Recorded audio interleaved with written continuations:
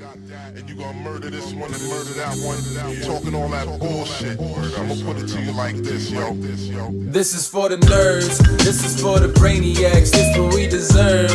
Go ahead and play it back, you ain't gonna touch me, you not gonna do nothing, you are not above me. I bet you wish you was me, I know it, I know.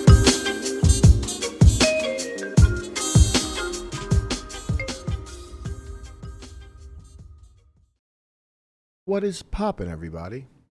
And welcome back to another special episode of the Only Friends podcast.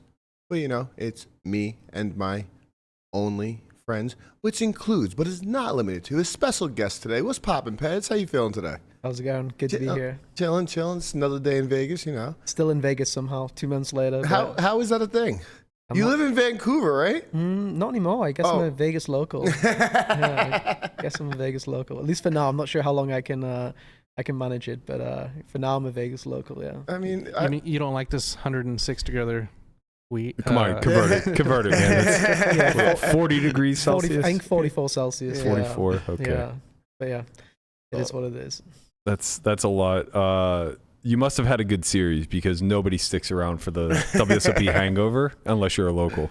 Yeah, I had like an enjoyable series. I guess like I don't really take too much stock in World Series. I take it serious, but I don't have like expectations or anything. So I don't come in and like if I don't win a bracelet, I'm gonna want to leave town as soon as possible or anything. I realize I'm playing like 24 tournaments or something, which is like an hour or two of online, which I was which I'd normally play like a morning's worth of online. So. Yeah, I like Vegas. I think it's fun. I think Vegas may be underrated. I think it's got some nature. It's got some good food stuff. Everything's relatively compact, at least where I live, so I can get around. I can walk, even in heat, I guess. So yeah, I like Vegas. I think it's okay. Vegas is great in October, November time. Like I love it. It's an amazing hub. Mm-hmm. Like it's not somewhere that you want to call home. You know, you're never going to be like, I can't wait to go home. I mean, unless you're a degenerate who grew up here, but like, you know, not everybody. But like, it's an amazing hub because if you're a poker player, there's games 24/7. You're always going to be in action. And if on top of that, you like to explore, travel, do all these things, everything on the West Coast is a 90-minute flight. Anything that matters, that is, you know?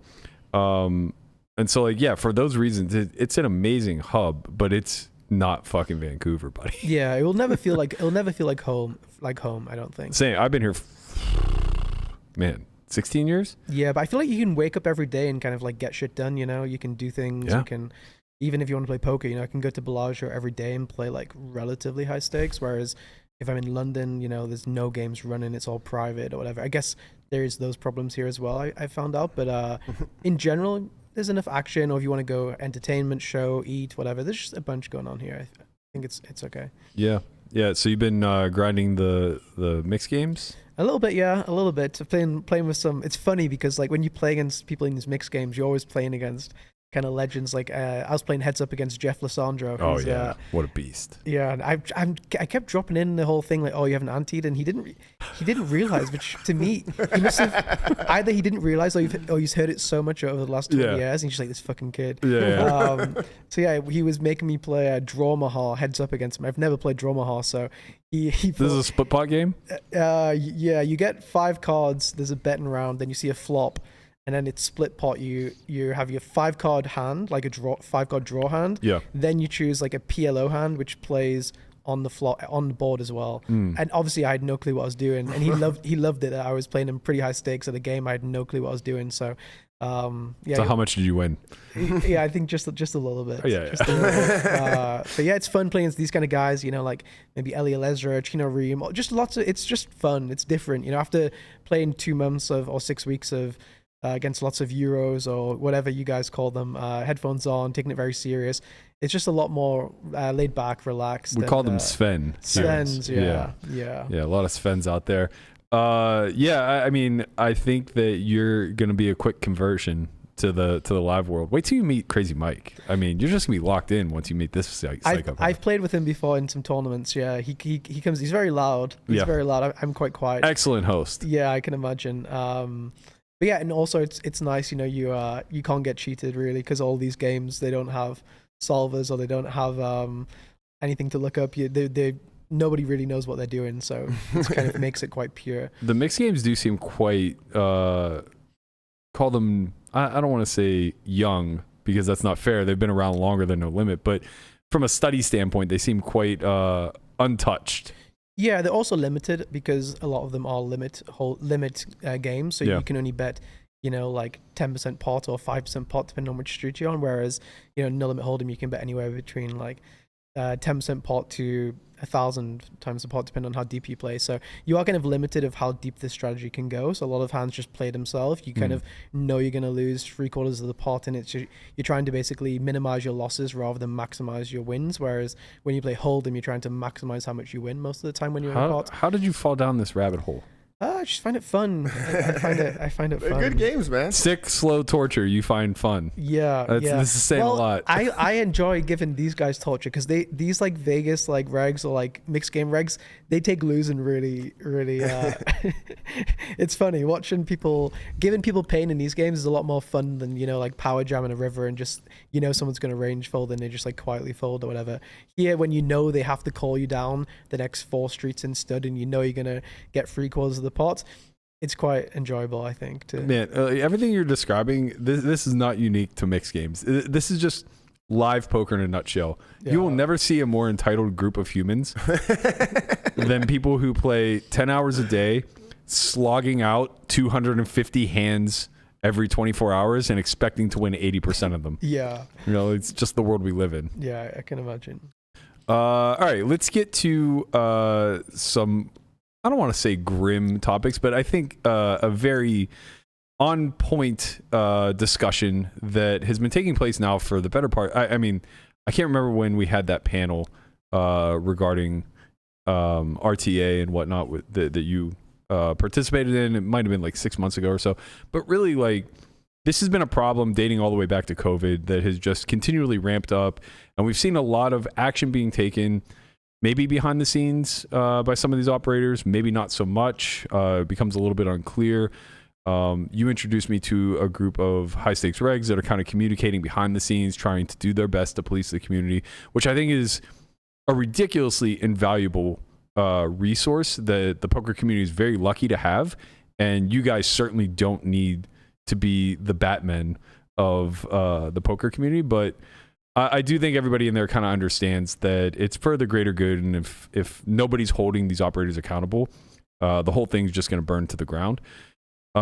This current cycle of this conversation coming up, I think, was based off of the latest release of GTO Wizards post-flop ICM sims, which basically takes out all of the additional software you had to utilize before.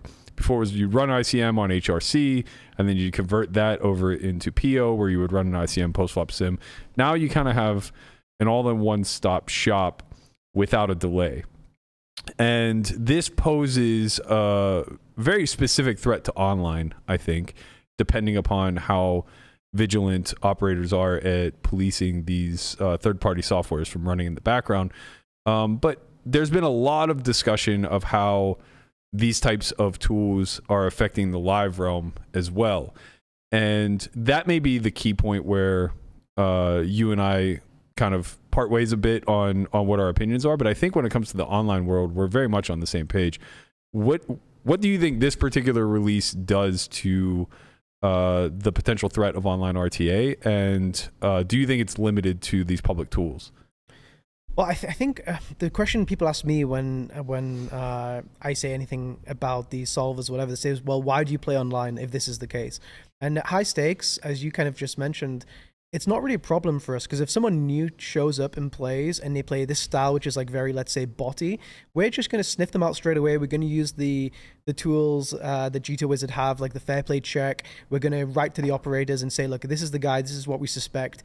And we catch basically everyone. You're in the group. If anyone shows up at high stakes on any site, really, we will catch them, and you can't really do it against us. So for us, we're very protected, and there's not really that much problem. The problem is it comes a lot at small and mid stakes, where the player pool is a lot bigger, where it's harder to detect a new player coming in, where people who they're playing against maybe don't know about what fair play check, etc. is. Like, if they're playing against an amateur or break even player at say NL50 or NL100, that player doesn't even probably know what this whole fair check thing is. He's just kind of getting cheated kind of quietly, I would say. A lot of these tools which are available now at high stakes, we've had these tools ourselves. You know, we've spent our lives, careers kind of dedicating ourselves to being in the lab, you know, like either having custom things built for us or using peer solver with a server, whatever else it may be.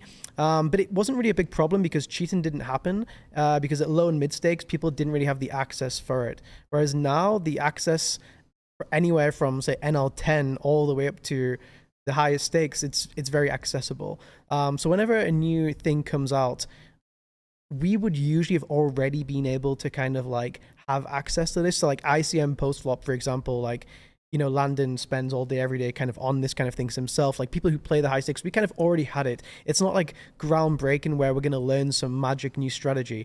It's just making things in general more accessible to low stakes and mid stakes, where a lot of prominent people in the community, they don't really speak out about it at high stakes because it's not really a problem for us, to be honest. I think if you care about the industry as a whole and want amateurs to be protected, that's when you have to kind of like speak up about it. In general, for us, it's not really that big of an issue. So every time there's a new thing released, it just makes the lower and mid stakes games more cheatable, or however you want to describe it. Right. Yeah, I think that's very accurate. I would push back a little bit to say that, and I don't know this for certain, you could probably speak on it a little bit more than me, but throughout the years, there have been plenty of stables and whatnot that had no real qualms about bending or breaking the rules, whether that was colluding together, card sharing, or executing this sort of strategy en masse.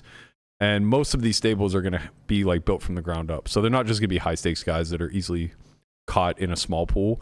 They're going to be guys that are operating at scale throughout all the stakes. Now, that doesn't change your point. Your point more so is like we may see this scale much easier now, where it's available to pretty much anybody who's even a lone wolf, as opposed to, you know, some select stables that we might be able to police a little bit more closely. Yeah, I mean, especially low and mid stake stables. Like I've probably staked, I don't know, more than 5,000 people across my career, and you get your EV from people playing many tables because the potential ROIs are so high. Mm-hmm. You're not really trying to eke out an extra 1 or 2 big blinds in win rate, like knowing if I should I bet B25 here, or should I bet B30 here? Should I bet B30 or should I bet B40? Should I B67 a turn or B100 at the turn? Stable owners don't really want their players to like be so accurate in those regards because the difference in EV is going to be so small, and your EV comes just from adding more tables. The dollar, like to win money, it's volume plus ROI, and at high stakes the volume is hard to capture because there's only so many tables running. If I want to play a $10,000 tournament on this Sunday, I can play one on GG, whereas if I stake someone for a $50 tournament, they can play 60 of them in a day, they can play 20 at once. So stables have never really, it's always been the idea from the industry that stables are cheating and doing this and looking at stuff, but that would be the last thing you'd want them to do. You don't want your guy to turn from a 10% player to an 11% player. You want him to focus on the why, which is the tables, where if you play 10, 20, 15, even 7 tables, it's tough to be using these kind of tools. You know, these tools are very, not easy to use, but very effective when you have less tables, essentially. Right. Which, Yeah, I think that's a really key point to all this, and also I think one thing to key in on is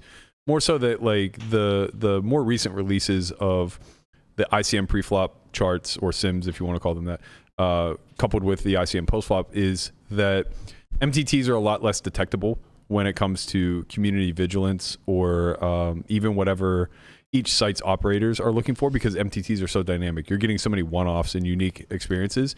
In cash, like you kind of said, once you start to get stats on somebody and they start to be body, so to speak, that's a lot more catchable, right? People aren't necessarily going to look body though following ICM outputs. A lot of the most past rhetoric that we've discussed are sites that are infiltrated with bots like Ignition, ACR to some degree, etc. And I think that it was more of a cache problem than anything else, because the programming of such was very static. That's what made it very detectable, very catchable. So this does kind of open up a can of worms where now all of a sudden we have to start policing large pools as much as small pools. And we kind of talked about this a little bit a couple days ago, but we basically kind of speculated of like, well, what if somebody had the option, like what if we just gave somebody a pass and they were free to use their phone mid-hand to kind of go through everything, and we put them in the main event? That guy might just win, Well, I think again, like, these strategies are very defensive a lot of the time. They're to get the ROIs you'd want to get in the main event. It's a very exploitative that's true kind of style. So like I don't think if you had this whole like solver or whatever GTO wizard for the main event, you wouldn't be in the top. Well, yeah, you probably wouldn't be in even like the top 500 players in the field, I would imagine, because even the ICM. I think you would though late game. The problem is you wouldn't, because you're also assuming that people are playing the same kind of strategy. So for example, if the cutoff opened on the button, you would free bet really aggressively because the cutoff should play no calls, like only shove and fold. But he's going to end up calling because it's the main event and he has a pretty hand and he wants to see a flop and he's tilted and he's on TV and doesn't want to look weak. So basically he loses EV, you lose EV, and the rest of the table would gain EV. Right. So there's again, like with all of these solvers and stuff, there's a lot of misconceptions from everybody, about this, about almost everything, about how they all work, where the EV comes from, etc. About stables though, I think it does make stables who want to cheat be a lot more effective. So there's this very common idea that there's some stables from certain parts of the world which have like a tier system where once you get to the final X% of the field, you hand over your account to somebody else who then takes over and basically plays like the final stages. That's always been the biggest negative about stables and the way that you could cheat the most, because I don't want to play a $10 tournament for my guy, but if he gets to the Sunday Million, then I'm playing now like a $30,000 tournament or whatever. Now you would need like high profile players to do this previously, like myself or European or Elmerix in my stable.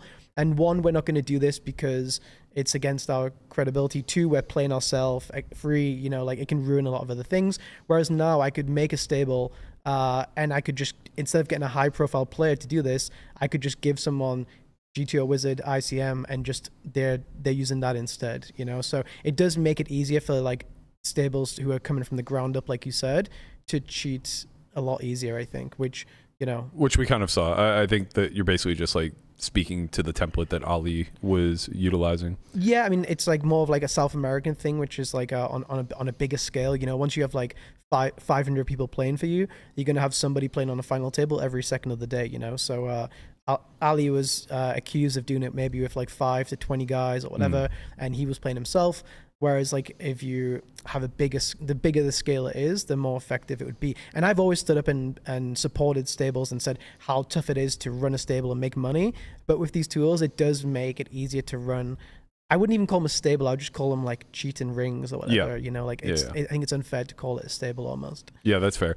There was a point you made about how much of a misconception there is in interpreting a lot of these tools, and that's a conversation that I hope we have time for at the back end of this, because it's a drum I've been beating for the last few weeks, and I'd love to hear your take on it. But I don't want to lose sight of the bigger conversation at hand, which is still what impacts do we think that these tools have, and what are the next steps? So shifting gears a little bit off of the online, because I do think that these are a large concern, as are things like card sharing and colluding. I think that online specifically, these are the most difficult things to police and have always plagued that realm. It's just the game has gotten a lot tougher. In 2005, you knew people were on Skype sharing hands and strategies and everything else, but you didn't care because the win rates were infinite. There was also a sheet called Genethia. Do you remember Genethia? Yeah, very well. So like I used to use this even in game too. It's like a push fold kind of like what hands you could shove from which position with which stack size. And I think almost every reg used this at the time.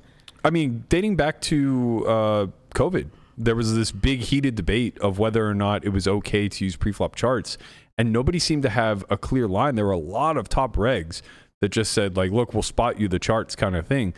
And I think that we were just like maybe behind the curve a bit in how powerful the charts can actually be.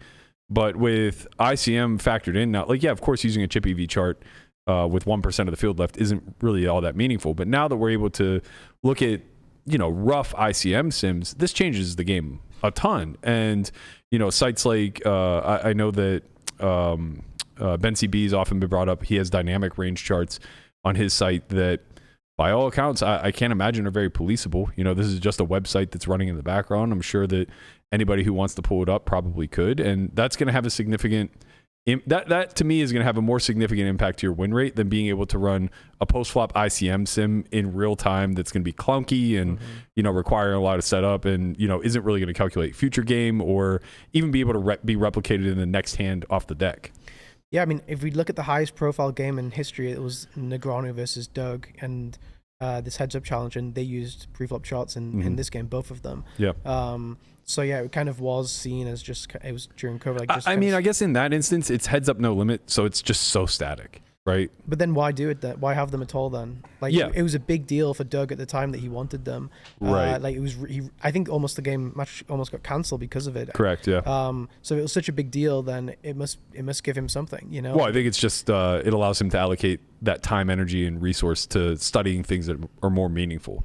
Yeah, and I think sure, and I think that also that's what we talk about here too. Like, this is a studying tool, but in reality,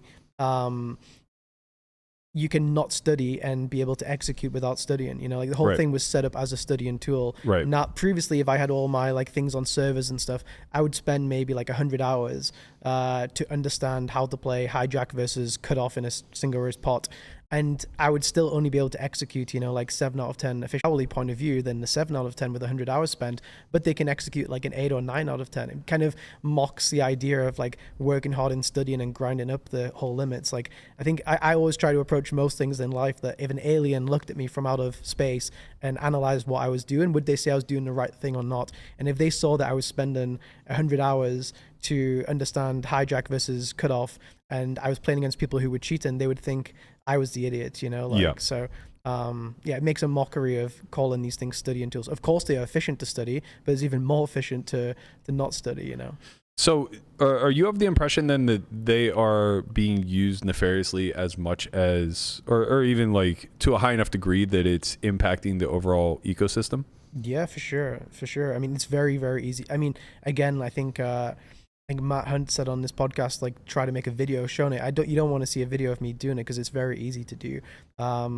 It's very easy to cheat using these things, which is not really a message we want to send the community. You can cheat using these, but it is it is very easy to cheat using these, and a lot easier than before. Before, if you wanted to cheat, you kind of had your library on a different PC, and it came up that you had an app open. If you ever had PS Solver open, the stars and GG would just automatically close down. Now it's just on a browser. It's so much easier to do, Yeah, I wonder to what degree. I only have a little bit of understanding of how the behind the scenes work, just having spoken to some of the guys in security like John Andreas, having spoken to the head of GTO Wizard, Matt, and what the relationships are that he's built with all the major sites. From everything I understand, they do have some sort of influence over the security and the policing of their own product with a lot of these major sites, which I do think that's a kudos almost more so to GTO Wizard than it is to the operators themselves, because they're making themselves available in some sort of capacity. But with that being said, I do think that one of the reasons why they're available as a consultant is because of the ease of access and how unpoliceable, for the most part, a browser is. Now, I do think that some of these sites are capable of seeing what's going on your screen at some point. There were rumors that GG was this way. There's rumors that WSOP is this way. They know what you have running in the background. But even to that end, you can always just have a cold machine. Where you're running these inputs in real time. You can be doing it on your phone. There are definitely ways to get around it. I don't know how easy it is, especially if you're multi-tabling, but I do know that if you're single tabling, it's certainly a viable option. Yeah, I mean, I would push back a little bit on the whole GTO Wizard collaborating with the sites from a security stance. I heard also that they do this, but I think the biggest proof is how much refunds you receive, and I I work with, stake, whatever, like hundreds of players, and we are not receiving any refunds from GG or Stars because people have been caught using, like lookup tools or RTA. So if they are working with these sites and they are finding people, because we know people are using them, so if they are finding them and they are confiscating the funds, then where's the funds? Because we're not seeing any of it back. Is it just going to the site or to GT or Wizard? Whereas it's easy to say that we're spending a lot of time on security, but like, let's see the receipts, Yeah, that brings up my next point, which I think is probably the biggest crux of this discussion is how do we better hold operators' feet to the fire? Because I too have not heard of any sort of mass refunds. And though I do agree with you that the tools pose some sort of threat, we also have like just a ton of fucking proof that bot rings are in existence, that they've been in existence for quite some period of time. We have an estimate of how much money they've been pulling out of the ecosystem, and there is next to zero refunds being issued. And we're also the ones who caught them ourselves. Exactly. Like, right. Whatever collaboration there is between the sites and security teams, like it was called from us. Like we caught them, and we didn't ask, like this is something you would pay millions of dollars for to stop, like a tens of million kind of operation happening. We don't ask for money from it, but there's not refunds happening. So, maybe they are catching people using lookup tools, but it's not really that good for us if we don't know about it. I think in terms of what the operators can do, I think they should be vocal and show people that they're catching people. It would also deter people from doing it too, because right now, let's just say I have no morals, whatever. Like I'm playing WCOOP next month. Maybe there's not going to be many more WCOOPs in the future because of this kind of stuff. Maybe I'm like, okay, this is the one I'm going to really, maximize, milk as much as possible. I don't see anyone else at high stakes being kicked out of the pool. I don't get any refunds, so certainly there's nothing happening in that direction. So let's just go for it this WCOOP and try to steal as much as possible from the community and get out, But so if I knew that, okay, 10 people have been banned in the last 6 weeks because they've been caught using these tools, then I'd be, oh, wait a minute, I don't want to do that, So I think the operators and GTO Wizard as a collaboration should be vocal about the people or the amount of people that they close down or the amount of people that they catch. I mean, like, it's quite easy to show. You don't even have to give names necessarily.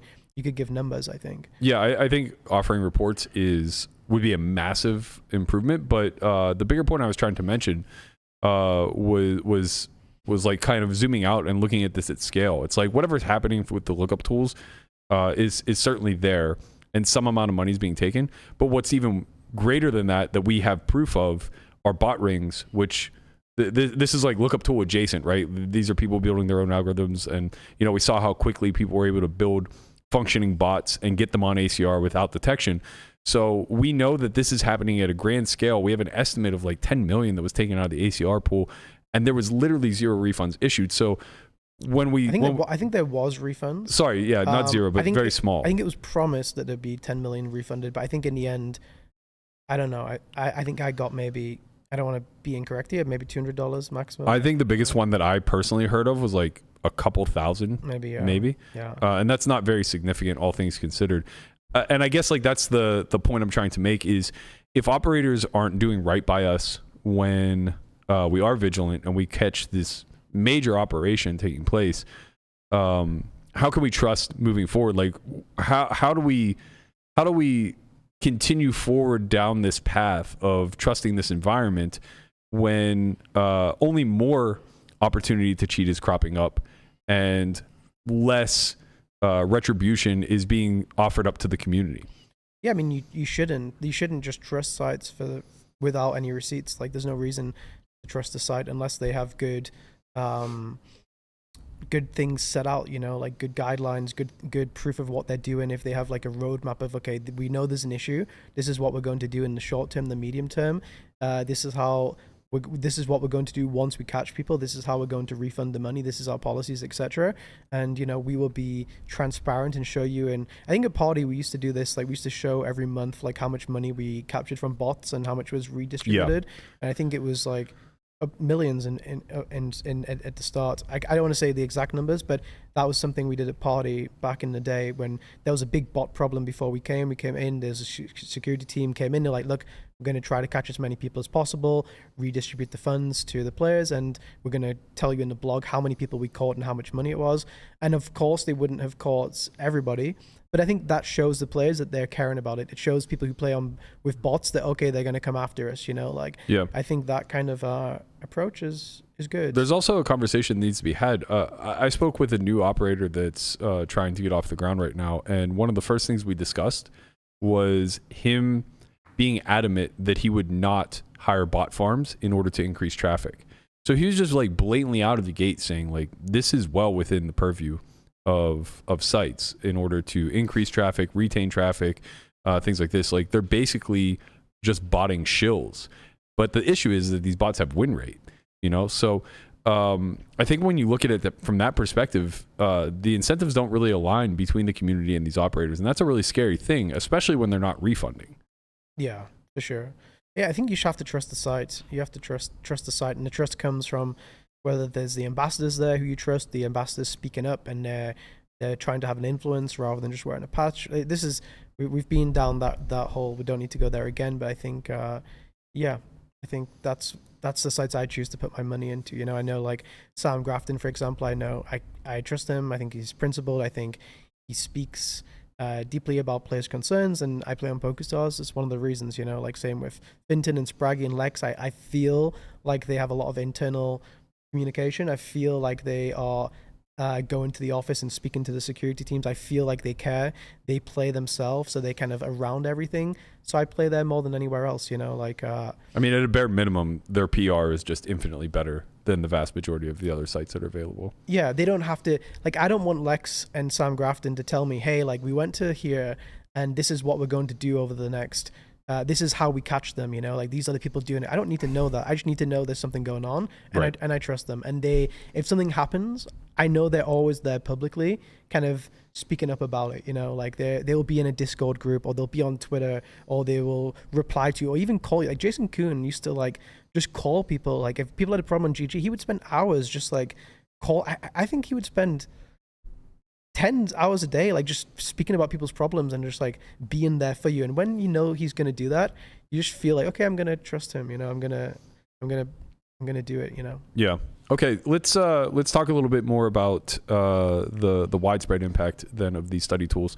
I put a tweet out the other day that I think kind of jumped this conversation off. I said, every wave of innovation in the study tool space will come with fear, doubt, and uncertainty, some of which is warranted, i.e. the ongoing conversation around game integrity, some of which is vastly overstated, see the conversation around the beatability of games. In the end, we've chosen a space that requires us to adapt or die.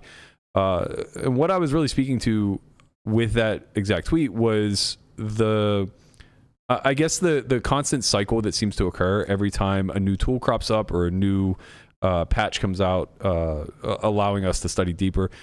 I'm coming now from the lens of similar to what you spoke to, where once you achieve a certain level, you just have access to things that you didn't have on the way up.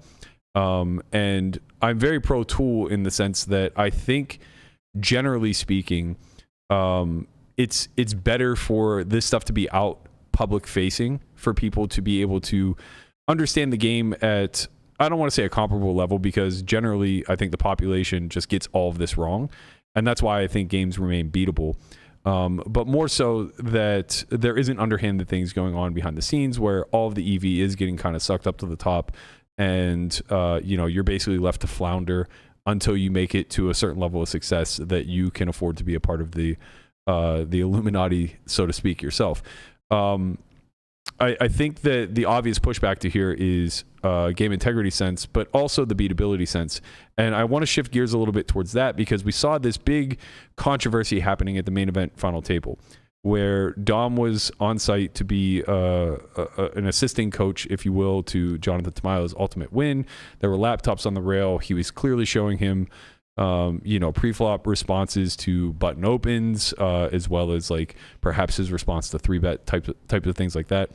And it just became the headline story nationwide, with messaging around it from national news sources that, World Series of Poker winner, did he cheat kind of thing.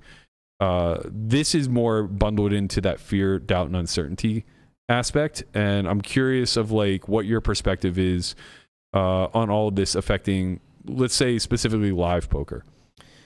I think the things that I heard some numbers about how much Dom would increase his Tamayo's EV. Like people were saying like hundreds of thousands. Like definitely not the case. Right. Most of the hands are going to be quite obvious. It's the fringe ones. The fringe ones kind of go both ways, where you don't make much money or don't lose much money. It's kind of an indifferent kind of thing. And also you can maybe execute it incorrectly. Like if Tamayo can look at one screen for 5 seconds and then execute a strategy, then he's the best player who's ever existed, you know? Man, so happy to hear that. Yeah. People push back so hard when I say that. Like you don't take that much away. Well, especially when there's so many lights and so much stuff. What I do think it actually gives you is a lot of peace of mind. Like when Tamayo folded the queens, the whole world was speaking about how bad of a player he is or whatever, you know, like that was the natural kind of response.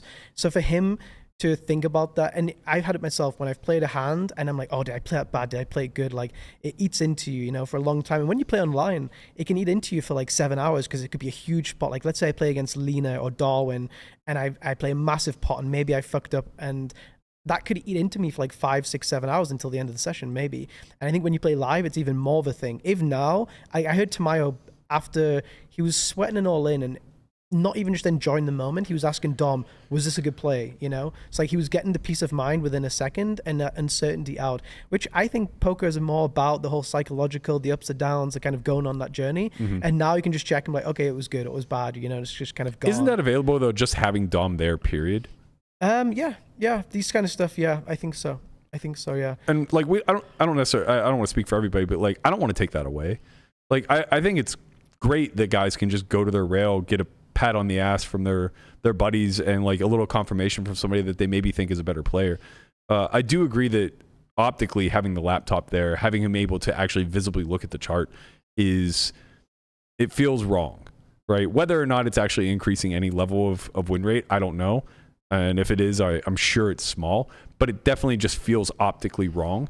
So I'm all for policing it in that regard. I just don't want to go so far that we overcorrect, right? Like there's talks of banning phones at the table and stripping people down naked and making them play strip poker at this point because we're fearful of all the methodologies in which you can cheat. And, you know, to me, it's like, it's all about root cause analysis. Where's the root cause of this issue? And it's like, well, with the whole card cams that are picking up the dealer pitch, it's the pitch, right?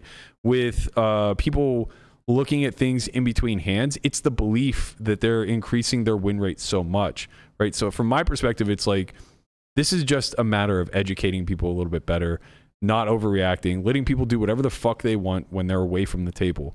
But, you know, optically keeping the game preserved as being on the up and up, and taking these tools away, I suppose, when they're potentially in game. Yeah, I remember one of my coaches messaged one of our guys. He played a hand against one of our players, and he messaged him. He was like, "Look, I don't think that was a good play. Like, let's speak about it later. Whatever. Just like mark this hand. It's not good. This is, let's just say at like 2:30 p.m. Then at like 2:36, the guy replies, and it's like a picture of like a GTO Wizard output, you know, where he was just like, he wasn't using it in game, but used it afterwards for the peace of mind kind of thing. It's just that accessible. And I think a lot of people, I know that when I used to play against people who were like lower stakes, taking a shot, I knew they always used to err on the caution of passiveness because they didn't want to play a hand too wide and show it down and look stupid. So they would go a little bit tighter, you know. And I think, I think everyone's probably done that at one point in their career. But now it kind of stops, it allows them to, people might not do it necessarily to like try to get a win rate or whatever. There might be lots of reasons why someone uses RTA in game, you know. It might be they don't want to look stupid. It might be that they want to look smart. It might be that they want to cheat. It might be they think they're getting cheated and it's like a defensive thing, you know. There's lots of different reasons. It's not necessarily people just wanting to go from 10% to 11% or 1% to 2% or whatever. So yeah, I think why people use these solvers, who knows, it'll be for different reasons. I think some people just won't want to use the reason why people won't want to use them is also, there's often lots of different reasons for that too. But yeah, anything now that we say like, oh, like it's fine, you know, because lots of hands go multi-way. Well, before the thing was, oh, lookup tools are fine because they don't count ICM, so it doesn't matter. Now there's ICM. People are like, oh, but you know, there's loads of multi-way pots. People call too wide, whatever. There will be multi-way in the future. You know, we will have everything. So like, I think the biggest fight back is that the solvers are incomplete. Well, they're only incomplete temporarily. They're going to be very, very complete, and that's when it's going to get even scary, you know, because you will be able to use it for every single hand in every single spot. Right now, maybe you can use it for 60% of spots. 2 months ago, maybe you could have used it for 20% of spots. Eventually, it will get to 100, you know? Yeah. So I think that's true, and I do think that is a big point to key in on, is a lot of this conversation is taking place now in order to come up with preventative measures for the future. that shouldn't be disregarded. I just don't want those preventative measures to overcorrect in some sort of capacity where we kind of ruin the experience for most people involved. With regard to that and factoring online back in, what do you feel are, let's say, like reasonable courses of action that both these tool operators can take as well as online operators and live operators?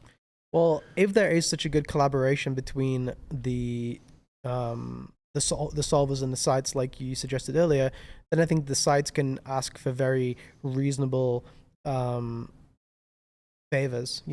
I think if right now you can use a solver on, let's say, the highest volume day, like a Sunday, it's very easy to use. The amount of time which you'll have to go into the security to defend all of the games will cost the sites a lot of money, tens and tens of thousands, if not hundreds or millions. Yeah. The amount of people who will use these solvers on, let's say, a Sunday in real time to study will be so low. So there's no real reason for their solvers to even be accessible during these times.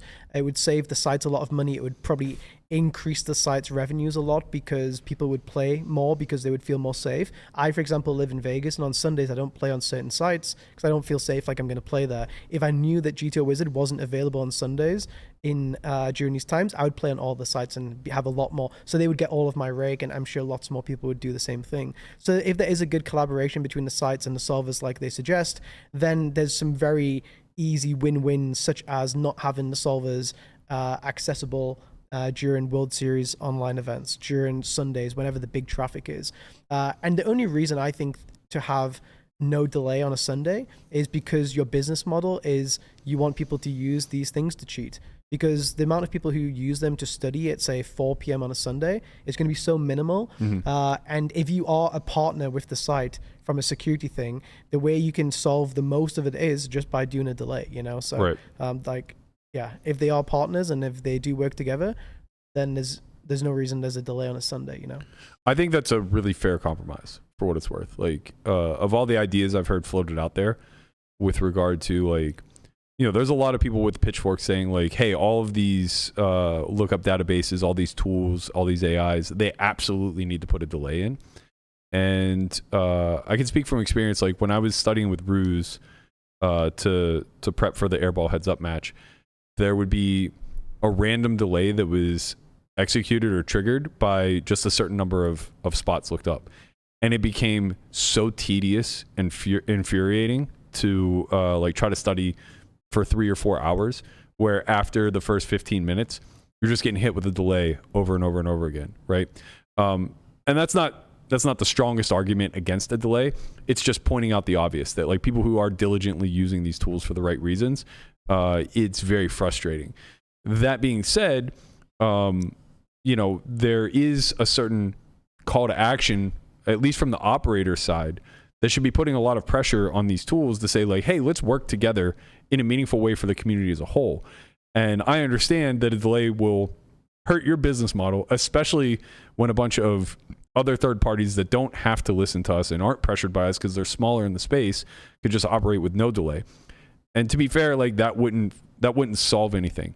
But I do think that, like, somebody as large as GTO Wizard that has so much influence over the space, if they were to implement this compromise where it's like, okay, on Sundays, we're going to execute a delay, I think that it at least sets the proper precedent moving forward in some sort of capacity, where we start to hold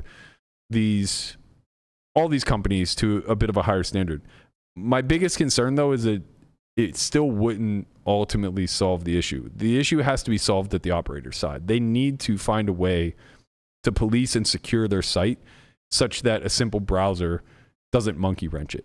Because something else will crop up, privately or publicly. Something else will crop up where somebody gets a clone of GTO Wizard AI or something very similar, and they're just operating. And, I understand that we would at least reduce the scale of the problem, but it would exist nonetheless, and the amount of EV that's being sucked by even one stable that's operating this way is a fair amount. Yeah. I mean, if a site kind of said, we're not going to accept any customers who have GTO Wizard accounts, we think it's just too much. There's too much there. We think for a fun and fair site, anyone who's a G2 Wizard subscriber, we're just not interested in having you as a customer. And it is going to be hard to catch you, but we will catch some of you. When we do, we're going to confiscate the funds and whatever. If you sign up and play on our site, you're signing to say you don't use this site, because we believe they're acting in ways where it makes the game state unsafe. So we have to fight against it, you know? So I think there's ways where they can go in those directions too. And then then G2 Wizard say, look, on Sundays, we're going to have the delay. Then it shows the goodwill, because G2 Wizard's if I was G2 Wizard, I wouldn't have a delay. Like, why? Of course. All the sites partner with you. You can be sponsor everywhere.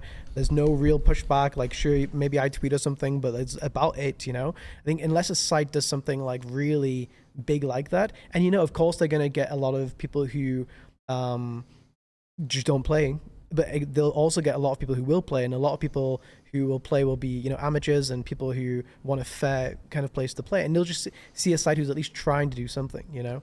And again, I'm not saying to go that extreme. I'm just saying there is ways. I think it's viable. I think it's a viable option, but I also think that it becomes a very slippery slope, because then what about Octopi? What about? Well, we just say right now we think G2 Wizard is there, and we will consider to evaluate other tools in the future. And then what that does is it allows tools like Octopi or whoever else to, instead of saying, well, G2 Wizard does it, we have to do it, it allows them to act to a better kind of standard where you almost get accreditation from the site. This is a tool we kind of can police. This is a tool is fair to study and play on our site, you know. So you can kind of, if anything, it kind of gives those second and third and fourth and fifth sites some room to do things a little bit differently, because there's now these kind of people they could potentially get. Because right now, obviously, there's no reason for Octopi to put a delay, because they'd just be shooting themselves in the foot. I completely get it. Yeah. So yeah. At the end of the day, do you think it's a bigger issue with the like post flop AI that we can police through fair play check, or do you think the bigger issue is like dynamic pre-flop charts? I think first of all, specific to tournaments, by the way. I think in tournaments, so much of tournaments is pre-flop, you know, like, especially once you get to like the last 25% of the field, there's not much post-flop anyway. A lot of it is just very pre-flop heavy, you know. There's a lot of folding, there's a lot of re-raising, there's not much cold calling. It's very rare that you see too much calling from, let's just say, like the cutoff of the hijack versus a raise when there's 25% of the field left. It's a very aggressive pre-flop kind of game. So I think, yeah, sure, the AI hands may be 10 times more powerful than the preflop charts, but the preflop charts are 20 times more common, and it's every single position too, right? So like 2 guys might get post-flop once every 4 hands. So, you know, it's 2 guys out of 4 hands, whereas every single guy can use it preflop for a preflop in those 4 hands, you know, so. Yeah.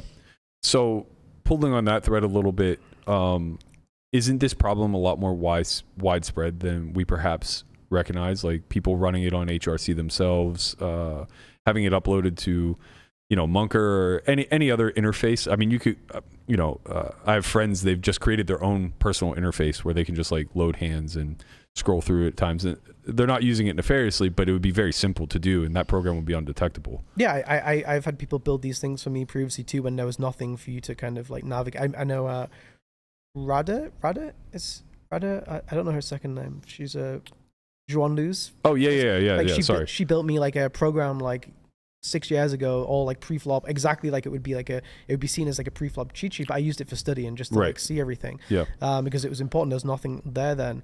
So yeah, I think these things. Floptimal is web-based, very similar. I mean, granted, they don't have ICM yet, but they easily could. Well, you could also do this thing with G2 Wizard that you have a delay on the browser, so like a 15-second delay on the browser, and you have an app where on the app there is no delay, and then the app is unable to be open when you have poker sites open. Like this would seem pretty reasonable for me. Yeah. Because most people study properly. If you're calling it a studying tool, you're studying it on a PC or a laptop. If you're trying to like get deep down into it, so you can be like, look, if you're using a browser, then there's a 15-second delay.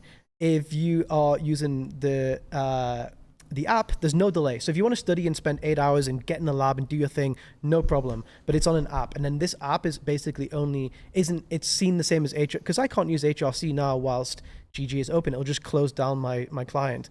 So I think that's like another. Again, I've not thought about these issues, but it's quite easy to think of 5, 6, 7 ways to improve things. You know, like it's not my job to do it, but I think either the sites or GTO Wizard himself, whoever could make these things and make a big difference. And I would feel a lot more safe if I knew that nobody could use a browser without a delay and they would need an app. Sure, they might have an app on a different PC and do it together, but if so, sure, it's still gonna be 1% of the people rather than like 100% who can do it so easily. Yeah. The more we talk about it, the more I realize like the incentive has to come from the operators, right? Like they almost have to, in a much better, cleaner way, the way that like Moneymaker incentivizes people to build bots, like sites need to incentivize Wizard to cooperate with them, but also not in the sense of like, we need you to cooperate in self-policing, more so in the sense of we need you to cooperate in helping us build a solution to police your product and future products that come on down the line, right? Whatever the case may be, there needs to be something developing within operator security that allows them to detect a website browser the same way they can detect an app running in the background or whatever the case may be. And I don't know enough about how these security teams operate to know if they have any level of scope over this, but I assume that it's not completely out of context, but again, they also just have bots infiltrating, and you would think that the security teams would very easily be able to detect some sort of program that's scraping the screen and feeding information back and forth. I don't know if you saw, but we did an episode last week where a random podcast from Australia that is AI based. I've seen it, yeah. Yeah, they built a bot through ChatGPT that fed them perfect strategy, and they were just like outwardly executing because they don't know anything about terms of service, and they thought it was like this fun little game where they were able to win hundreds of dollars playing like 100 NL on Ignition, and to my knowledge, nothing happened. So it's like when it seems like a blatant non-concern from operators, I think we have a right to be very up in arms as a community. And I guess that was the other point of like why I'm pro tools, is because I do think that it brings this conversation to the forefront. 10 years ago, we didn't have any idea that this stuff was available, right? Like whatever was happening privately, we had no notion of whatsoever, and we just assumed sites were handling it. Games were also much softer back then. So if we were being cheated, we kind of just accepted it as the cost of doing business, and we were going to win anyway. Edges are getting razor thin. And if these operators have any concern whatsoever over retention and keeping the game's healthy and their ecosystem alive, and having online not be this fucking dying star that we're witnessing extinguish in front of our eyes, they have to figure out a way to get this under wraps, I would think. Sure. I mean, I play in a lot of private games, a lot of private cash games, and almost every player I play against tells me they wouldn't dare play online. Like some of my best friends, the reason why I got into poker, they work in poker companies and they are very interested in the industry, but they would never play a single hand online. And these are people who are working in the industry, like they just realize it's completely fucked up. So I think the number of people who are going to be driven away because of the solvers and lookup tools is going to get higher and higher every time there's a new scandal. Like I imagine this Tameo, is it Tameo? Tomato, yeah. Tomato. Yeah, I'm sure like these kind of things are just going to drive, like maybe 100 people away, maybe 200 people away, maybe it drives 10 people away from the main event next year. Whatever it is, whenever these things happen, it doesn't drive people to the game, it drives them away from the game. Right. And if we take the next 10 years, just more thousands and thousands of people will be driven away. As I'm sure the Ali scandal drove a lot of people away from playing on online, and I think same with the Fido Cruz. And again, these are people who got caught just very, very stupidly. Yep. Like a lot of people just aren't going to get caught. Like it's very for sure. Like if I'm living in Eastern Europe, I'm not going to get caught. The people who are going to find out are not going to be people who know you and who has a podcast. It's going to be people in my small community or whatever. Fido Cruz lived with like 6 other guys who were playing or whatever in the same stakes or whatever, the same play pool. They kind of had to speak out, right? It's like it's very different. If you're smart about it, it's very, very different. So what is your take as far as like what we can do live for these things? Like what's your initial reaction to the idea that people could potentially be using these tools at the table? I mean, I would educate. First of all, I would show like on this scale, this is how much. Like I can show basically, you do like I say take an amateur and he has his pre-flop, what he would shove under the gun, and then I show him this strategy of the GTO Wizard and show like how much money he's actually making on top, because you can see it, and it's gonna be so small. It's gonna be like $5 or something, you know. So like showing people that this is not that big of a thing, and you know, like if someone is doing it, like they're making very little money just by knowing whether to shove king 10 off or not shove king 10 off, whatever it may be. I'm really glad you said that, because I think the argument too often distills down to push fold, and it's like, A, we've already lived through the snap shove era, and nobody got better as far as I can tell. But B, yeah, worse maybe. Yeah, but that was what I was going to follow up with. B is strategies evolved, and we understand that the vast majority of MTT preflop is not shove or fold. It's mostly RFI response to 3-bets. Then it becomes like, what am I jamming? If you can look in between hands, I had this argument with Brian on air, and you know, he was basically advocating like, no, this is a really powerful weapon type of thing. I was like, okay, well, if you can look at the big blind's response off of 14 big blinds facing 8 different opening spots in between hands and have some sort of understanding of what you're supposed to do strategically, God bless you. You're the best mind in the world. You have some sort of photographic memory, and your skills are being wasted here in poker.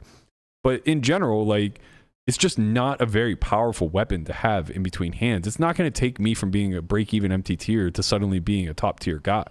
Yeah, for sure. I think that point is like really important to get across from the education standpoint, because currently speaking, like the amount of overreaction that's taking place, and I love Savage and I love all the impact and influence that he has over the community, but you know, this call to arms to get phones banned at the table, I think you're going to piss off way more recreationals that way than you are going to make them feel more comfortable. And you know, spreading a lot of this FUD where it's like, well, you know, if people are on their phones, they're looking at the stuff up and they have buddy, they could just be texting somebody in between a fucking hand and getting the same exact information. You know, it's not going to make that big of a difference. There's no way phones can ever be banned. Like it's never going to happen. I lived through that era of live poker. There's no putting that genie back in the bottle. The reason why we want to make people feel safe is so the pools, the runners in the tournament is as much as possible, right? As large as possible. So right now there's 600 people and 30 of them are kind of like feeling a little bit dicey, and then you ban these things, they're not going to feel dicey, they're going to keep playing. Maybe you capture another 30 people. If you take away phones, you're going to lose 150 people. For sure. So like we're trying to grow the game as much as possible. This whole solver thing is like a little bit of an obstacle, a little bit of a bump. Phones will be just next level, you know, like this is like it's like a hurricane for what it would do to numbers. People have families, you know, people have businesses. Right. Like they can't just like not have their phones. Yeah, I wholeheartedly agree. And I do have some, like, I don't want to say remorse, but like I'm very conscientious of when we come out, like we did an episode on Monday about the cheating that took place this summer, and you know, there seems to be an entire ring that's attacking high stakes by utilizing these pinhole cameras and things of that nature. I'm very aware that I'm propagating a lot of fear, and I don't mean to. I want to raise awareness and make people understand like what to look for, how to police. But by no means should we be of the perception that cheating hasn't occurred from day one, right? It's just the methodologies change over time. They get more mature, or they just shift focus so that they're kind of flying under the radar for some period of time. But from day one that you started playing this game until the last day that you're in it, there will always be people who are trying to find nefarious edges. Yeah, but I would say that these whole like whole card stuff, that kind of level of sophistication will go to 0.001% of games in the world where it's basically not an issue. Of course, for the guys playing, it's terrible. Of course, it's like shouldn't happen. Of course, they need to spend time to stop it. But in general, it's not going to affect 99.999% of people. Yep. These lookup tools affect every single game in the world. So there has always been cheating, but the most sophisticated and the most dangerous ways usually doesn't affect the community, doesn't affect the ecosystem. It affects the very, very top, who will just stay at the top anyway somehow, you know? Right. These lookup tools affect everyone, which is like why it's a lot bigger of an issue than just like sporadic cheating rings throughout the years, you know, like card sharing or whatever. That stuff will always happen. We've never had the access to cheat like this at all levels and for such a cheap price. You know, you can do it for, I don't know, $90 a month or whatever it costs. Right. And I think to that end, you're kind of seeing kind of like two ends of the same spectrum between online and live, right? It's a big problem online to have these lookup tools because they're real-time assistants and not in some like loose definition of the term where you're talking about in between hands. It's actually accessible when you have an active hand in front of you. Same thing live in the pinhole cameras. You're getting real-time information that's allowing you to fill in the gaps and play perfect strategy.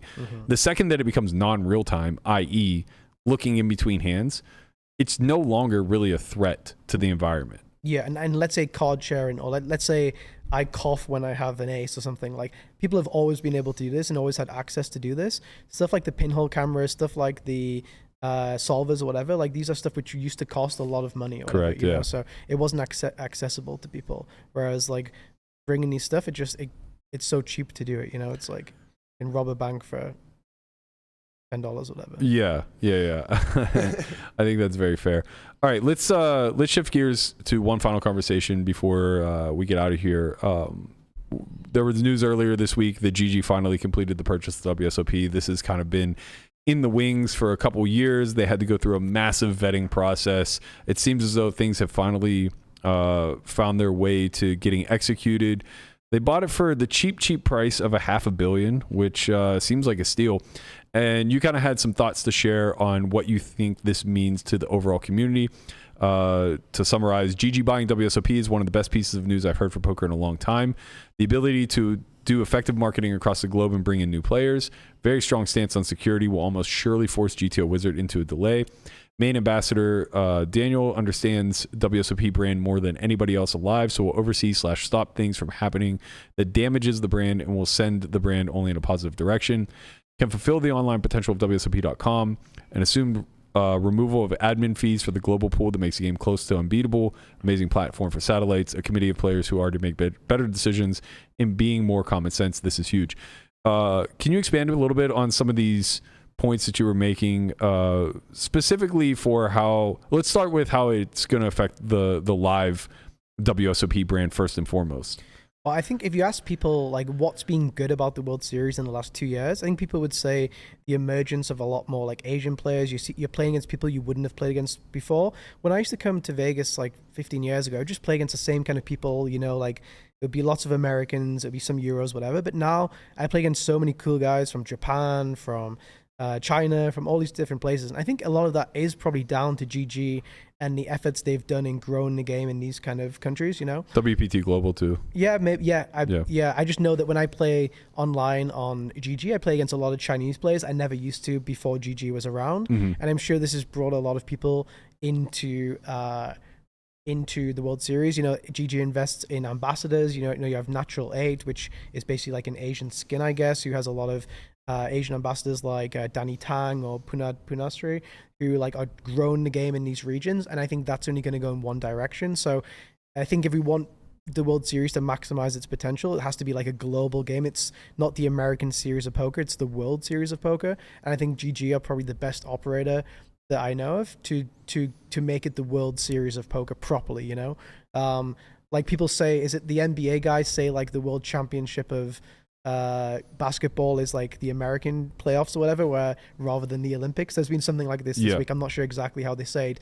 And I think it's not really the World Series of poker unless we have people from everywhere playing, you know? And I think we are getting larger and larger play pools of this from these countries, which I think is great.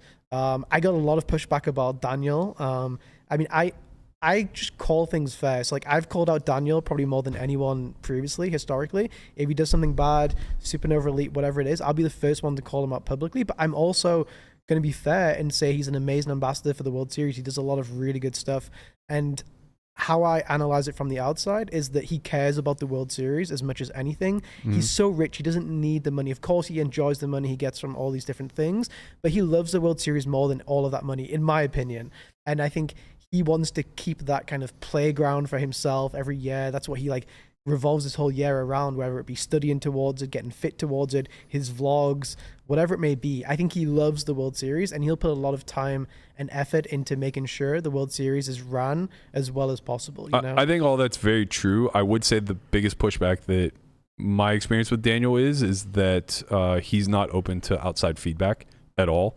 And I would fear that when he gets dug into his stance, he's very dug in and you just can't sway him on it. So if, for instance, he got dug in on that rake needed to be raised or that phones need to be banned, there's no swaying that, and his influence is 1,000,000x greater than the entire community combined.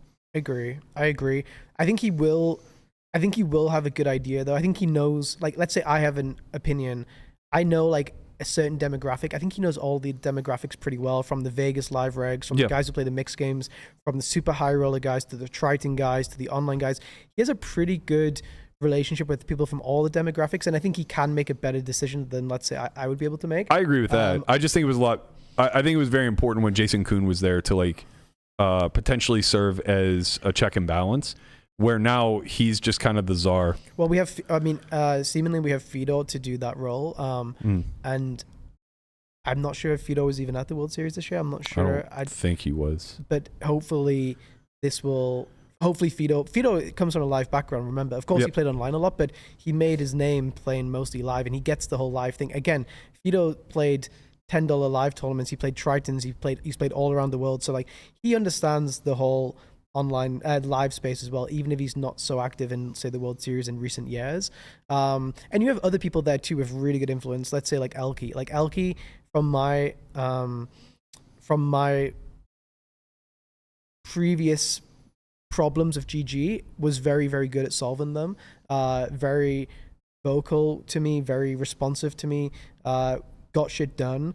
And he was my go-to guy. And I think people don't realize how much influence Elke has at GG and how good he is and how much problems he stopped, which would be like monumental shit shows. When the whole like super user thing came out, he was the one who made sure it was stopped straight away, that a patch was done, blah blah blah. You know, when PLO community were gonna like strike, he was the one who fixed it. When the cash game guys were gonna strike, he was the one who fixed it. He negotiates well with management and players. He's friends with the management, but he's friends with the players. So they do have good ambassadors there too, and hopefully they continue to add more and more ambassadors, you know, like who are going to be good for the game, and also people who maybe know the World Series really well.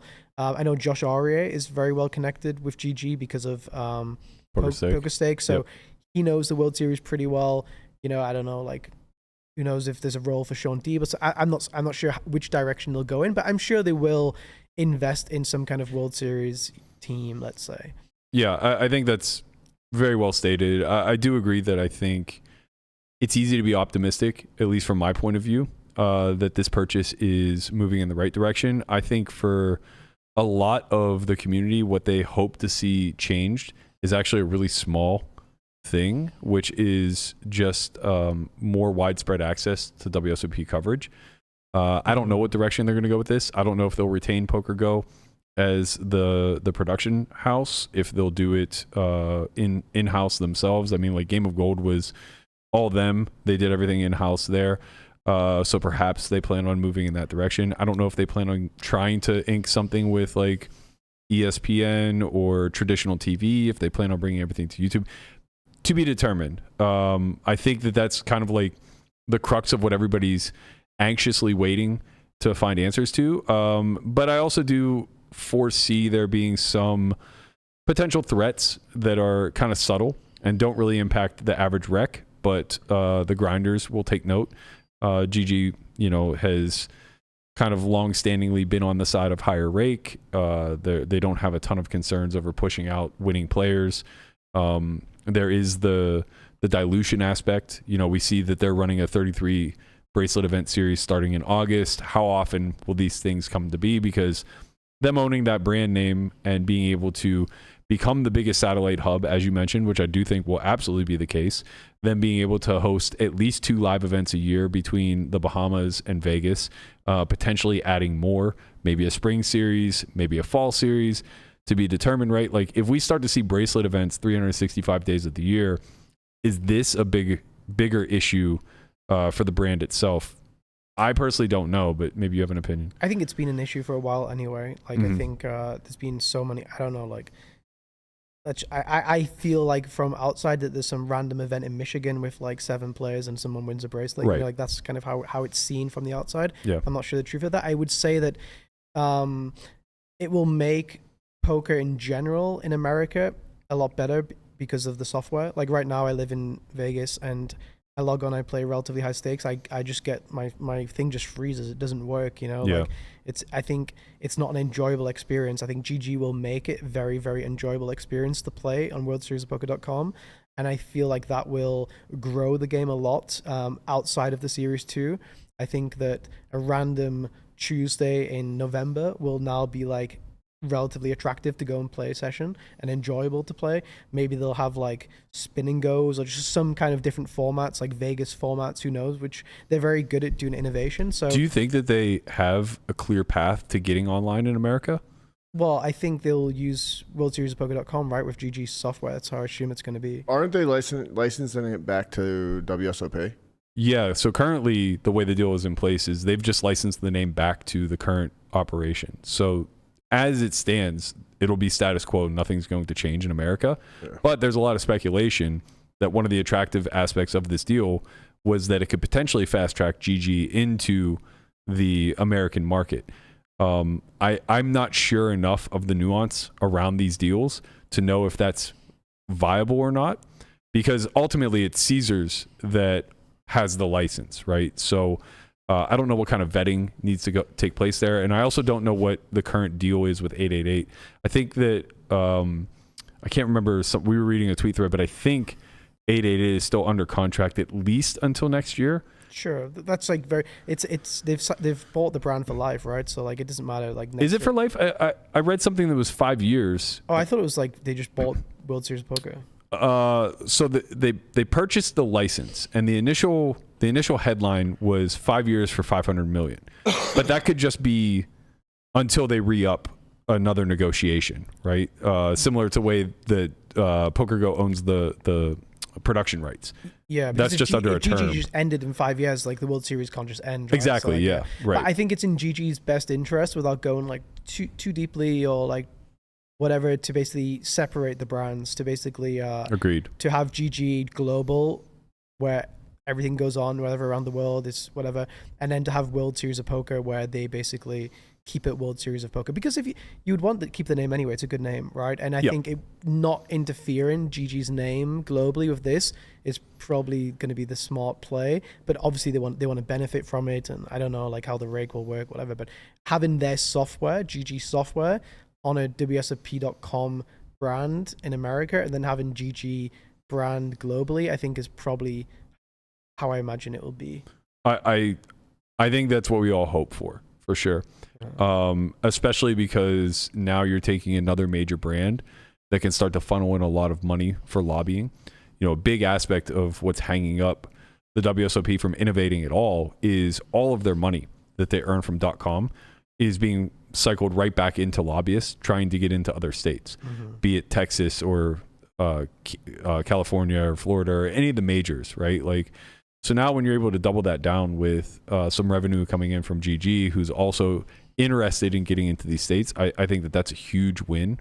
And I do agree with you with the segregation of the names. Like, I believe that they see this kind of as the same way that Global sees WPT, the same way that Stars sees EPT. Like, you just have these two separate brands, one for online and one for live, and you let them live in their own current spaces, because the fact is the live brand is so strong and people associate themselves with those tours so well, you wouldn't want to rebrand them.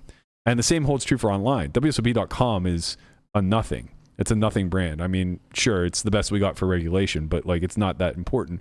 But GG is very, very, very high regarded, right? It's the #1 online site in the world. So I do think that some level of merging there where you separate the two environments is probably best for all parties involved. And I do imagine that they're going to go in that direction.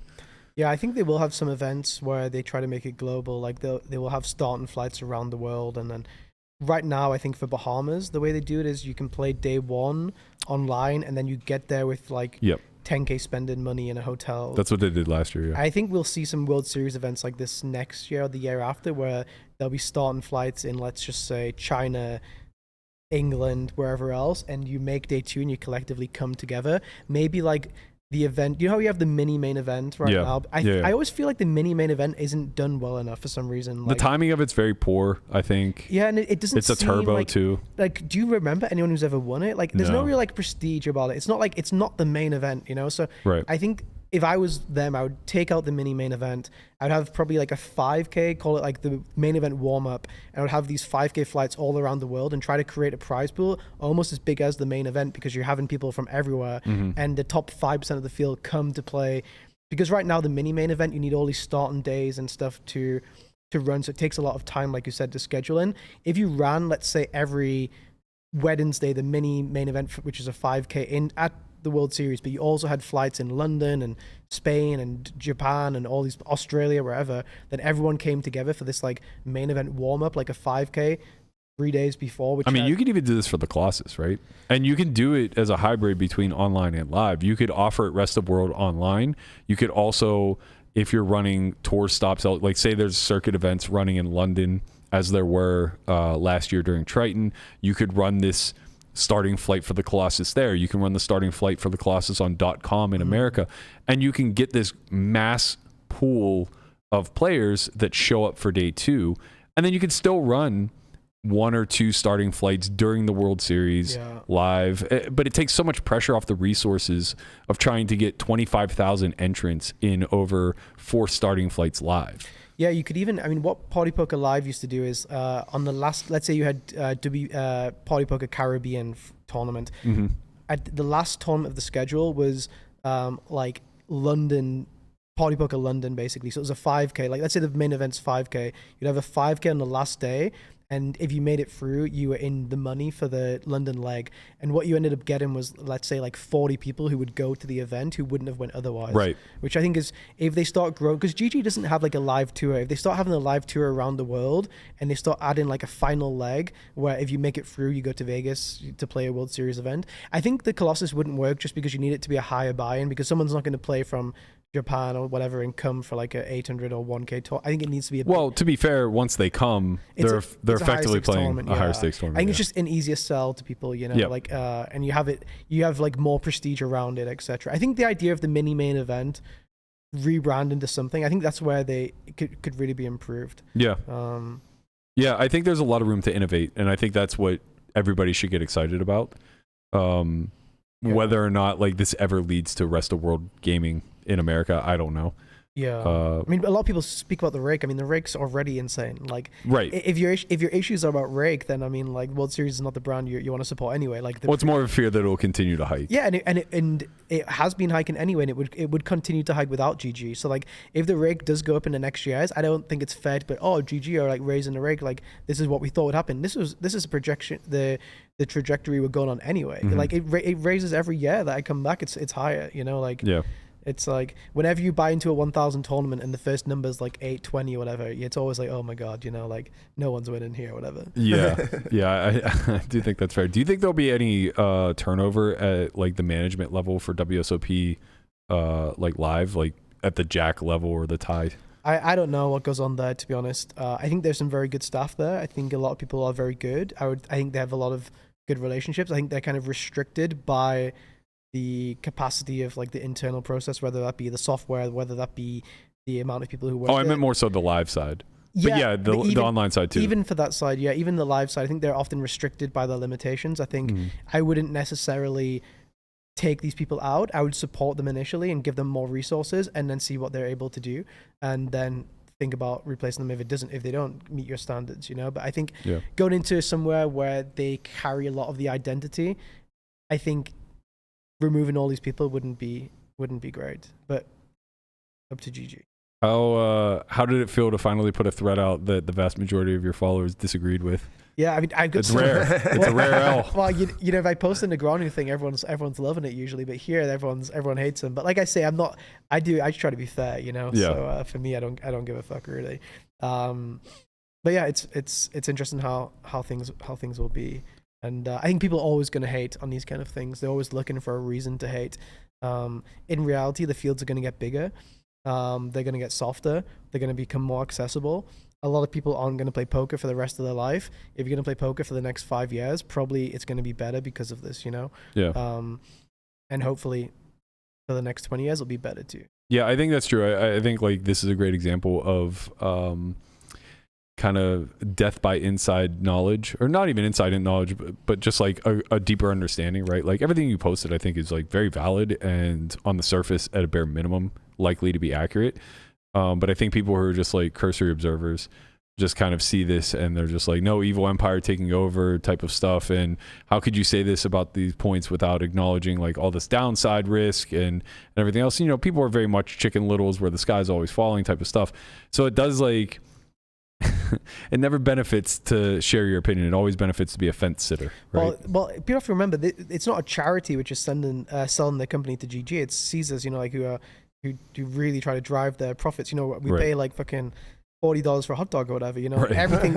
Everything's driven to fuck us. Like you go to the kitchen, everything's there to fuck you. It's not like it's going from like good to evil. It's going from like a business to another business. Yeah. Like whenever people at the World Series, they complain, oh my God, these people are the worst. They don't know this. Like they're incompetent here, incompetent there.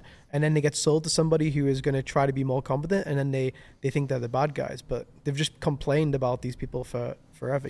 I truly think the only downside risk to the community as a whole faces is the war that's about to be waged between WPT and GG. Yeah, the last thing we want is GG to have a monopoly, for sure. Agreed. WPT is important to have. This is why I wouldn't go to Bahamas. I wouldn't support that, even if it's like there's so many good high stakes buy-ins, like obviously the main event, but there's a lot of good ones around it. It's going to be soft, etc. But I'm not going to support it. I'm going to be here supporting WPT. I'm a Vegas local after all now. But yeah, I think it's important to fight back on those kind of things. And I think that's where you can hold Daniel accountable. I think that's where you can be like, hey, you should try to, like you're our ambassador. Like, this is not good for poker. Like this is where you can kind of like hold these people by the balls. I think like that's where we should be expecting them to. It's not necessarily the rake of the World Series in 2 years. I don't think it's like it's this stage. But yeah, I fear for WPT actually. I just think they're up against a big force here, and GG don't lose. From what I've seen, like I saw them go up against Stars, just destroy them. Like they're just good. They're really good. They're relentless. They have a lot of money. They have a lot of resource. And to be fair, you could say the same about Poker King that owns the entire WPT collective brand, including global. But man, you're starting behind the 8 ball, Yes. Like they just have such a big head start. And they will just fuck you. Like they don't care. Like when GG was coming up, like I was always speaking about how they were just fucking Stars. Like Stars would do a W Coupe schedule. GG would wait the next day, release the same schedule of twice the guarantees, just like, and then you're just fucked, And it's similar to what's happening here with WPT and thing. It's like exactly the same. And Stars just got destroyed, And you bend a few rules here, bend a few rules there, whatever, and then suddenly, Yeah, we were talking like, what's the response out of WPT? Like, what can they do now that they're up against a 25K, 50 million guarantee? And Conrad's like, well, raise the guarantee. Obviously, it's like no chance. Like they missed on a 40 million guarantee last year. What I don't think is that they will not reduce the guarantee. I do not think it goes sub 40. I think it stays at 40 or goes higher. That's my thoughts on that. I personally don't think that's the case. I mean, we'll see. I think at some point, like you just have to eat crow and just take an L. And whether that's moving the dates or... But you move the dates and then GG just move the dates too, right? Like they'll just put something else there. Like they're trying to monopolize. They're trying to like end that brand essentially, right? Right, yeah. So like whatever you... But it's like one of those things where you could be the response, right? And do like what everybody around town does with the World Series. They all wait for the WSOP to release their schedule. So it's kind of the same thing, right? Like you move the dates this year to January, you stave off missing and overlaying your tournament, and then next year, whenever they try to correct by now moving WSOP to January, like you just wait. You just hold out as long as humanly possible before you release the dates for the WPT Championship. I mean, I think last year, even if they lost some money, these companies don't do these companies to make money. I don't think they do it as a brand building, right? For sure. And like the way the brands get affected by these two tournaments is that GG look like the bad guys, WPT look like the good guys. So like even if they lost say $1 million or whatever, or 2 million, like 3.5, or even free, like I assume that's kind of like the cost they're putting into the whole, like it's worth the brand of being seen as the good guys versus the bad guys. I feel like maybe. Like I don't think they're doing this like, oh, let's get like $4 million in rake and then like make this much money. Like they put so much into this that I feel like it's more of they're both trying to build their brands, and to me GG don't come out on like looking good here, and WPT do. So it's maybe not even that bad for WPT to like just keep the guarantee as it is, have a lower guarantee, and just be the good guys. Like maybe I'm not so sure, because like the issue is that you and I as consumers, we still see WPT brand as what they are, like they're the tour, right? But now the way they're being positioned is they're ultimately support for WPT Global. And the plan from Poker King's standpoint is to try to grow global into a brand comparable with GG. They're both fighting over the same Asian market. They both started as app software to begin with. WPT Global was originally Poker King. So they're kind of in the same trenches. GG just has a massive fucking head start. And I think my concern is that like if WPT, the live brand, continually takes hits, then Poker King, the parent company, will just say, fuck it. Cut this. It's not supporting us the way we need it to. Don't put any guarantee on the championship. We don't care. I think Obvious. Yeah. Get you murdered. yeah. There's an obviously yet dangerous angle to go. Yeah. It's clearly just a street fight between the higher ups at GG and the higher ups at Poker King. You know, Anchorman style, where they just meet in a back lot somewhere and just take bats to one another. Yeah. But yeah, I guess you guys are going to be here, not Bahamas, right? Oh, for sure. Well, I shouldn't say for sure. Yeah. I can always be persuaded to go to Paradise, but I don't think there's any chance I would go to Bahamas if it meant exclusively missing WPT. If there's a way to do both, I think I'm more open to it. What if GG give you free seats? Not enough. I'm a big WPT guy. I'm unlimited free seats. It still wouldn't be, it just wouldn't be good enough because my reason for traveling would. Like, selfishly, I'm very much, I don't give a fuck about the events. Mm-hmm. Cash games are amazing here during WPT time. I think they were during Bahamas too, though, right? I think.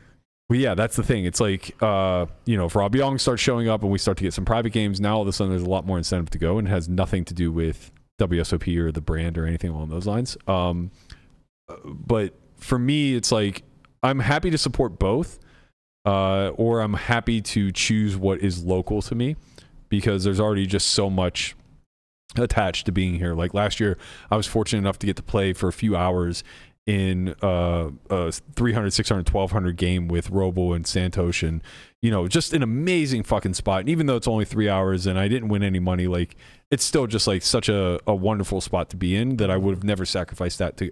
I sacrificed the 10K. Like I literally blinded out of the 10K to play this spot for 3 hours.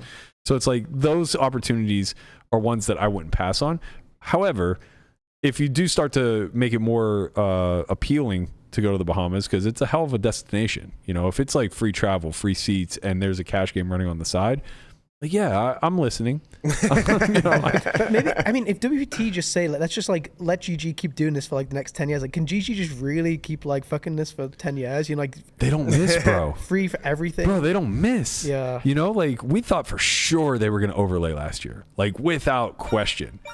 They smashed it. Yeah. Easily, and it was WPT that overlaid. We were like, oh, they're going to blow it out of the water. They're going to hit 60. The good play is actually EPT. Like, EPT Prague is a really good play. Like, it's real like, value hunt. It actually is. Like, their fields also increased as well. Like, they've hit record numbers. It's crazy. Right. Like, so many people. Yeah. Like, it just shows how much, Well, nobody in Eastern Europe is making their way to Bahamas or America. They're just kind of. But think about how bad it is for us. It's like, you have 3 amazing tournaments you can play, and you're forced to play one. Like, these are 3 of the top 10 tournaments of the year. Right. And you're only able at least Prague competing is like whatever, there's a whole other side of the world that isn't necessarily going to travel, and it's convenient for them. Mm-hmm. But when you have this competition level at the States, it becomes really important to the community that we can play both. Like having choice is great, but also having the ability to hustle your ass off and be able to make both is really like the biggest win, I think, for everybody involved, including the brands. Like, goodwill is just worth a lot, in my opinion, but maybe they don't see it that way. And then NAPT is in the week November. The week before, No, it's early November. I think it's like I think so too. It's before before F1, before Thanksgiving. So where do people go? Because I guess it's like you're playing Florida. Florida is in between. So NAPT, Florida, then where? And then Bahamas because it's fucking there. Florida, So last year, I think there was Maryland in the middle of that. I think Maryland had like 2,500. That's different though. Like, is Florida WPT or is it? Yeah. So they kind of fucked themselves in a way then, because like they set it up for that. They laid up for Bahamas. Yeah. Interesting. WPT's always had it there. It's just what GG did was piggyback off of it. Like, hey, we're going to run a series here the next day. It would make sense to have WPT after the NAPT then, right? Like in Vegas, I mean, because people are kind of already here. They would go NAPT, then they would go to You WPT. can't have Florida after because WPT is the championship. That final event has to occur. Also, can't it be the first leg of the next season, or do they need to have it as the last leg? Like, I don't know. That stuff I don't know. To me, I don't give a fuck which leg it is. You know? No, of course we don't care. But like people who are like Landon's third in points right now, and is playing for something. It might be worth like $100K or something. The middle of November is also out here because of F1. So it'd have to be. Yeah, that makes it. It would have to be exactly where Florida is, and then right. Like if you do. Just before Thanksgiving and you overlap with F1. So, yeah, but you'd move Florida to where this WPT dates are now, right? Yeah. Well, no. But what he's saying is like if you pushed the championship back to like late November, you run into the issue of overlapping F1 and you can't get a hotel in the city. It overlaps then. Okay. Yeah. And also Thanksgiving, which again we as gamblers don't care about, but like people are less likely to travel for that type of stuff. It's a difficult problem for them, and GG has certainly set themselves up to. It's weird how this time is now so popular. It was always January. You had PCA and you had Aussie Millions. In Vegas though, December was always massive. It was as well. 5 Diamond was the biggest event on the tour. Was this before PCA or after? It was before, so it was like first week of December. Okay. And it was the biggest. It was like the biggest gambling time of the year because it was end of year and people were a lot more loose with things due to tax implications. So now there's no 5 Diamond, there's no PCA, and there's no Aussie Millions. Exactly. That's strange. I did hear Aussie Millions has a very strong probability of coming back, which would be fucking incredible because having to choose between that and PCA in the past was torture. And we often just chose PCA because it was close. But Australia was like such a beautiful stop. I mean, if you had the means to travel and ever made it out there, nobody left that place saying like, I'm never doing this again. It became more of a bucket list thing though because it's halfway across the fucking world. I mean, it does seem like there's a gap in January for a big series somewhere. Right. Right now there's Florida. nothing. It's just a Florida series. It's small. It's just a random 3,500. Yeah. Right. But yeah, I think you're right.